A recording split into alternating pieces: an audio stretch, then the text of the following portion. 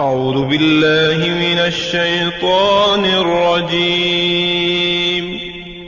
پناہ مانگتا ہوں میں اللہ کی شیطان مردود سے۔ بسم اللہ الرحمن الرحیم۔ شروع اللہ کے نام سے جو بڑا مہربان نہایت رحم والا ہے۔ دا باٹم لائن کے ناظرین کرام السلام علیکم۔ محترم ناظرین، ہم اپنی آج کی ویڈیو میں ہجر اسود کی چوری کا واقعہ آپ کے سامنے پیش کریں گے اور ان غیر مسلم کی تنقید کا بھی جواب دیں گے جو یہ کہتے ہیں کہ ہجر اسود اصلی نہیں ہے بلکہ تبدیل شدہ ہے۔ محترم ناظرین، تاریخ مشہور ہے کہ ابو طاہر الکرمتی ذی الحجہ سن 317 ہجری میں مکہ پہنچا۔ اس نے اور اس کے ساتھیوں نے وہاں بڑے برے کام کیے۔ ابو طاہر نے جعفر بن ابی اللاج معمار کو حکم دیا کہ ہجر اسود کو اکھاڑ لائے، لہٰذا اس نے 10 ذی الحجہ سن 317 میں ہجر اسود کو اکھاڑ دیا۔ ابو طاہر اس پتھر کو اپنے شہر ہجر میں لے گیا۔ ہجر اسود کی جگہ خالی رہ گئی اور لوگ تبرک کے طور پر اس خالی جگہ پر ہاتھ رکھ دیا کرتے تھے۔ پھر الحسن الکرمتی سن 339 ہجری میں مکہ شریف ہجر اسود کو لے آیا اور خود اپنے ہاتھ سے اسے اس مقام پر رکھ دیا اور کہا کہ ہم اسے اللہ کی تقدیر کی وجہ سے لے گئے اور اس کی مشیت کی وجہ سے لوٹا لائے۔ یہ واقعہ 10 ذی الحجہ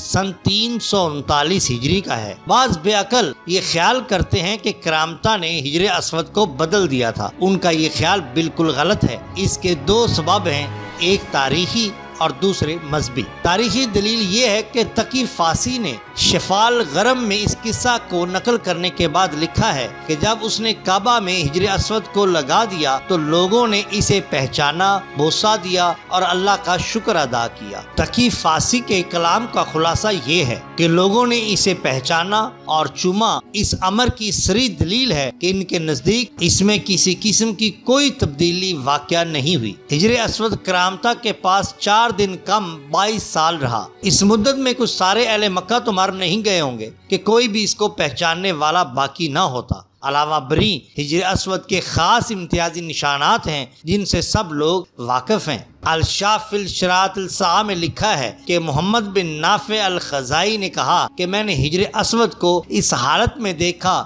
جب کہ وہ اکھاڑا گیا تھا تو دیکھا کہ صرف اس کا اوپر والا حصہ سیاہ ہے، باقی کا تمام حصہ سفید ہے۔ اس کے لمبائی ہاتھ بھر تھی۔ محمد بن نافع نے اسے کرمتی کے اکھاڑنے کے بعد دیکھا تھا۔ اس کتاب کے صفحہ 26 پر جو اور لوگوں کے بیانات ہیں وہ اس کے بیان کے بالکل مطابق ہیں جنہوں نے اسے لگا جانے کے بعد دیکھا۔ مذہبی دلیل یہ ہے کہ حضرت عائشہ صدیقہ رضی اللہ تعالی عنہا سے روایت ہے کہ رسول کریم صلی اللہ علیہ وسلم نے فرمایا، اے لوگو، ہجر اسود کو کثرت سے بوسہ دیا کرو کیونکہ ان قریب تم اسے گم کر دو گے۔ ایک رات لوگ طواف کرتے ہوں گے اور اسے دیکھتے ہوں گے مگر جب صبح ہوگی تو وہ غائب ہو چکا ہوگا، کیونکہ قیامت سے قبل اللہ تعالیٰ جنت کی ہر چیز کو زمین سے اٹھا لے گا۔ مجاہد سے روایت ہے کہ آپ صلی اللہ علیہ وسلم نے فرمایا، اس وقت تم لوگوں کا کیا حال ہوگا جب قرآن اٹھا لیا جائے گا اور تمہارے سینوں اور دلوں سے مٹا دیا جائے گا اور رکن کو بھی اٹھا لیا جائے گا۔ عبداللہ بن عمرو بن العاص سے روایت ہے کہ اللہ تعالیٰ قرآن کریم فرقان مجید کو لوگوں کے سینوں سے اٹھا لیں گے اور ہجر اسود کو بھی قیامت سے قبل اٹھا لیں گے۔ یوسف بن محق سے روایت ہے کہ رسالت مآب صلی اللہ علیہ وسلم نے فرمایا، رکن اہل قبلہ کی عید ہے جیسے مائد بنو اسرائیل کی عید تھا۔ جب تک یہ تم میں رہے گا تم پڑھائی پر گامزن رہو گے۔ اس پتھر کو جبرائیل نے خود رکھا تھا اور وہی اسے اٹھا کر لے جائیں گے۔ رسول کریم صلی اللہ علیہ وسلم کی حدیث سے ثابت ہوتا ہے کہ ہجر اسود قیامت تک اپنی جگہ پر قائم رہے گا اور قیامت کے قریب اسے ملائکہ اٹھا کر لے جائیں گے۔ وہ چوری یا سینہ زوری کے ذریعے غائب نہیں ہوگا۔ یہ وہ باب ہے جس پر تمام مسلمانوں کا ایمان ہے، لہٰذا بے دین زندگیوں کی باتیں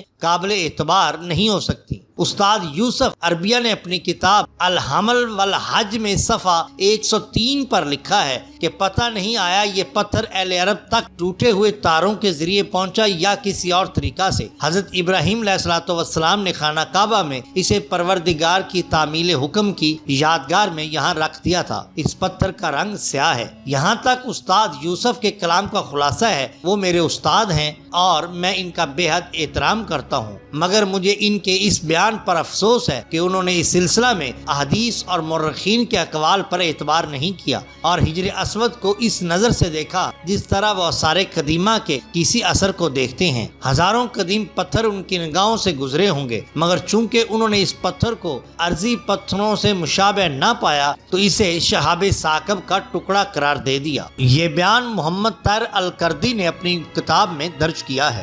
احادیث مبارکہ میں آتا ہے کہ جب حضرت ابراہیم علیہ الصلوۃ والسلام نے خانہ کعبہ کی دیواروں کو حجر اسود کے مقام تک بلند کر دیا تو حضرت جبرائیل علیہ الصلوۃ والسلام نے اپنے ہاتھ سے یہ پتھر اس جگہ پر نصب کیا۔ یہ پتھر بالکل سفید اور بے حد روشن تھا کہ تمام حرم میں روشنی ہو جاتی تھی، مگر اہل زمین کے گناہوں کی وجہ سے اس کا نور زائل ہوتا چلا گیا۔ بیت اللہ میں کئی بار آگ لگنے سے بھی وہ سیاہ پڑ گیا، جیسا کہ ہم پیچھے بیان کر چکے ہیں۔ اس حدیث سے معلوم ہوا کہ حجر اسود کوئی شہاب ثاقب کا ٹکڑا نہیں، وہ تو جنت کا ایک یاقوت ہے۔ جس طرح حضرت ابراہیم علیہ الصلوۃ والسلام نے حکم الہی سے خانہ کعبہ کی تعمیر کی، اسی طرح خدا کے حکم سے حجر اسود کو اس مقام پر رکھ دیا۔ استاد یوسف احمد نے جو کچھ بیان کیا وہ بالکل بے حقیقت ہے۔ ایک غیر مسلم ولیم بوریسن نے اپنی کتاب مسلم ٹوڈے میں یہ کہا ہے کہ یہ حجر اسود اصلی نہیں تو اس کا بیان بھی بے حقیقت ہے۔ اکرمہ سے روایت ہے کہ حجر اسود یمین اللہ ہے، جس نے رسول اللہ صلی اللہ علیہ وسلم کا زمانہ نہیں پایا اور حجر اسود کو چھو لیا، اس نے گویا اللہ اور رسول کریم صلی اللہ علیہ وآلہ وسلم کے ہاتھ پر بیعت کی۔ حضرت ابن عباس نے فرمایا رکن یمین اللہ ہے، جس طرح تم آپس میں ایک دوسرے سے مصافحہ کرتے ہو اس طرح گویا اللہ سے مصافحہ کرتے ہو جب تم حجر اسود کو چھوتے ہو۔ حجر اسود کی فضیلت اور اس کے چومنے کے بارے میں اس قدر احادیث وارد ہوئی ہیں کہ اگر ہم اس کا بیان کریں تو بات بہت طویل ہو جائے گی، لہذا اس طول بیانی کی ضرورت نہیں۔ خلاصہ کلام یہ ہے کہ حجر اسود الحمدللہ وہی ہے جو جنت سے آیا تھا۔ اسے ابو طاہر کرمتی، بوریسن یا اس قسم کا کوئی دوسرا شکل قلب نہ تو تبدیل کر سکتا ہے اور نہ اس کے بارے میں لا یعنی باتیں کر کے لوگوں کے ایمان کو خراب کر سکتا ہے۔ محترم ناظرین کرام، اگر آپ کو ہماری یہ ویڈیو پسند آئی ہو تو لائک کیجئے، سبسکرائب کیجئے ہمارے چینل باٹم لائن کو، تاکہ ہم آپ کے لیے اور بھی بہترین ویڈیوز لا سکیں۔ اپنے دوستوں کا، گرد و نواح کے لوگوں کا بہت خیال رکھیے۔ اللہ اور اللہ کے رسول صلی اللہ علیہ وسلم سے بے حد محبت کیجئے۔ آپ کا بہت شکریہ۔ اللہ حافظ۔